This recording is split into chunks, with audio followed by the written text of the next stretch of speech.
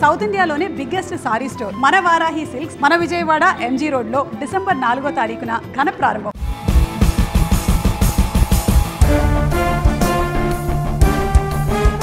భారత క్రికెట్ చరిత్రలో ఎంఎస్ ధోని కేవలం ఒక గొప్ప ఆటగాడిగానే కాదు, భారత క్రికెట్కు ఎన్నో రికార్డులు అందించిన గొప్ప సారథిగా కూడా మిగిలిపోతాడు. అందుకే ధోనిని దేశం ఎప్పుడూ గౌరవిస్తూనే ఉంటుంది. అయితే ధోని ఇంతలా స్టార్ కావడానికి, అతను క్రికెట్లో రాణించడానికి ఆ బ్యాటే కారణం. ఇంతకు ధోనికి మొదటగా స్పాన్సర్ చేసిన బ్యాట్ గురించి తెలుసుకుందాం.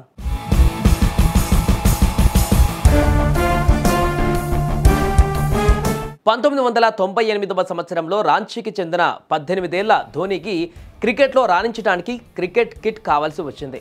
నాణ్యమైన క్రికెట్ కిట్ అంటే చాలా ఖర్చుతో కూడిన పని. దీంతో ధోని స్పాన్సర్ గురించి ఎదురు చూడసాగాడు. అయితే ధోని పెద్దగా రంజీ మ్యాచ్లో కూడా ఆడకపోవడంతో అతనికి మద్దతుగా స్పాన్సర్ రాలేదు. దీంతో ధోని బాల్య స్నేహితుడు స్థానిక ప్రేమ్ స్పోర్ట్స్ దుకాణం యజమాని అయిన పరంజిత్ సింగ్ సహాయం చేయడానికి ముందుకు వచ్చాడు. అతను బాస్ క్రికెట్ సంస్థ యజమాని అయిన సోమి కోహ్లీని సంప్రదించి ధోనికి కిట్ను స్పాన్సర్ చేయాలని పట్టుపట్టాడు. ఈ ప్రయత్నం విజయవంతం కావడానికి 6 నెలల కాలం పట్టింది. పరంజిత్ సింగ్ సుమారు 6 నెలల పాటు నిరంతరాయంగా జలంధర్కు ప్రయాణించి సోమి కోహ్లీని ఒప్పించారు. అలా ఫిబ్రవరి 1998లో బాస్ సంస్థ ధోనికి కిట్లను పంపింది. అయితే ధోని అంతర్జాతీయ క్రికెట్లో ధోని స్థిరపడిన తర్వాత ప్రముఖ బ్రాండ్ కంపెనీలు ధోనికి స్పాన్సర్ చేసేందుకు ముందుకు వచ్చాయి.